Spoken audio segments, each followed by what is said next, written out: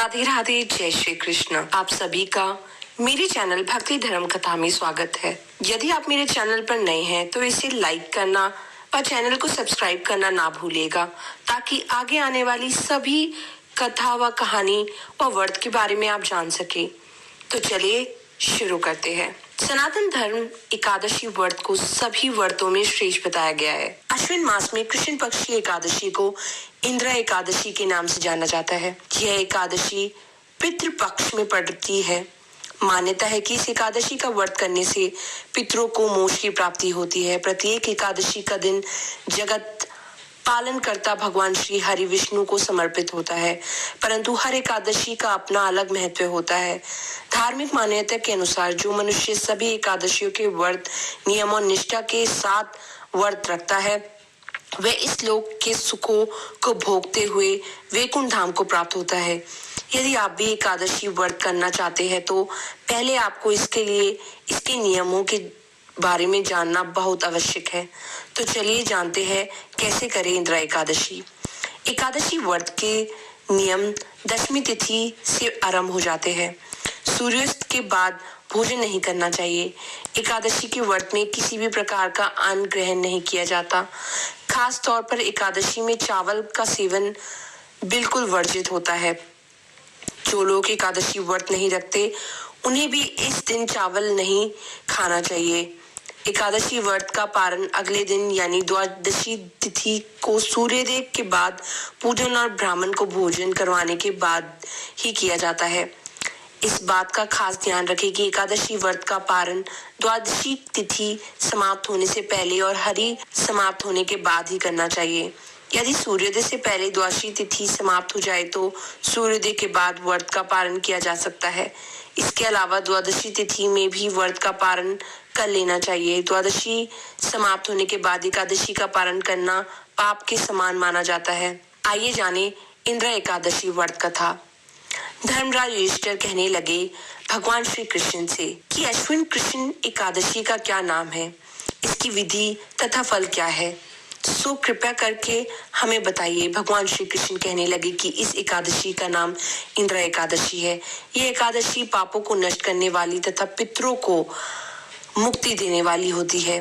हे राजन, ध्यान पूर्वक इसकी कथा सुने। इसके सुनने मात्र से ही आपको भगवान विष्णु का फल प्राप्त होता है। प्राचीन काल में सतयुग के समय एक महिष्मती नाम की एक नगरी में इंद्रसेन नाम का एक प्रतापी राजा धर्म पूर्वक अपनी प्रजा का पालन करते हुए शासन करता था। वह राजा पुत्र पौत्र और धन धान्य से संपन्न और विष्णु भगवान का परम भक्त था। एक दिन जब राजा सुख पूर्वक अपनी सभा में बैठा था तो आकाश मार्ग से महर्षि नारद उतरकर उसकी सभा में आए। राजा उन्हें देखते ही हाथ जोड़कर खड़ा हो गया और विधि पूर्वक आसन व आदर से उनका स्वागत किया। सुख से बैठकर मुनि ने राजा से कहा, हे राजन, आपके सातों अंग कुशल पूर्वक तो है। तुम्हारी बुद्धि धर्म और तुम्हारा मन विष्णु भक्ति में तो रहता है। देवश्री नारद की ऐसी बात सुनकर राजा ने कहा, हे महर्षि, आपकी कृपा से मेरे राज्य में सब कुछ कुशल है तथा मेरा यह यज्ञ कर्मदि सुकृत हो रहे हैं। आप कृपा करके अपने आगमन का कारण कहिए। तब ऋषि कहने लगे कि हे राजन, आप आश्रय देने वाले मेरे वचनों को सुने। मैं एक समय ब्रह्मलोक से यमलोक को गया। वहां श्रद्धा पूर्वक यमराज से पूजित होकर मैंने धर्मशील और सत्यवान धर्मराज की प्रशंसा की। उसी यमराज की सभा में महान ज्ञानी और धर्मों से तुम्हारे पिता को एकादशी का व्रत भंग होने के कारण देखा। उन्होंने संदेश दिया, सो मैं तुमसे कहता हूँ। उन्होंने कहा है कि पूर्व जन्म में कोई विघ्न हो जाने के कारण मैं यमराज के निकट रह रहा हूँ। सो हे पुत्र, यदि तुम अश्विन कृष्ण इंद्र एकादशी का व्रत मेरे लिए रखते हो तो मुझे स्वर्ग की प्राप्ति हो सकती है। इतना सुनकर राजा कहने लगे कि हे महर्षि, आप इस व्रत की विधि मुझसे कहिए।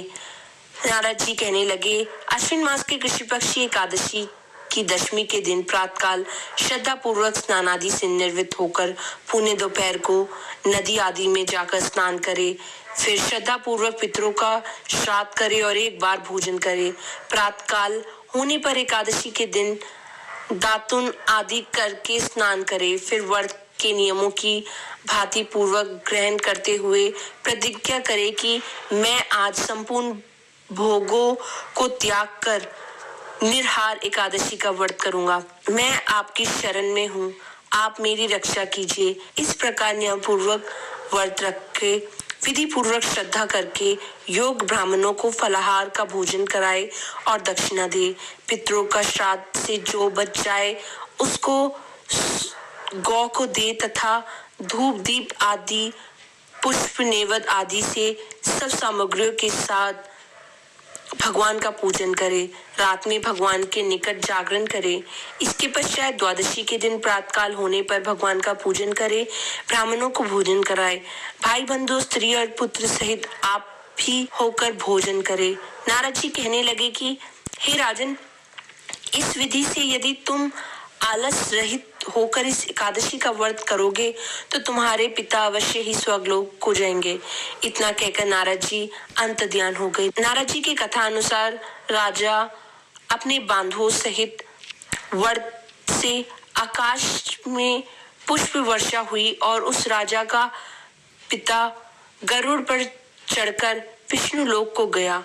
राजा इंद्रसेन भी एकादशी के व्रत के प्रभाव से निकष्ट राज्य करके अंत में अपने पुत्र का सिंहासन पर बैठाकर स्वर्गलोक को गया। हे युधिष्ठिर, यह इंद्र एकादशी का व्रत महात्म्य मैंने तुम्हें कहा है। इसके पढ़ने और सुनने से मनुष्य सब पापों से छूट जाते हैं और सब प्रकार के भोगों को भोग कर वैकुंठ को प्राप्त होते हैं। तो बोलिए इंद्र एकादशी की जय। राधे राधे, जय श्री कृष्ण।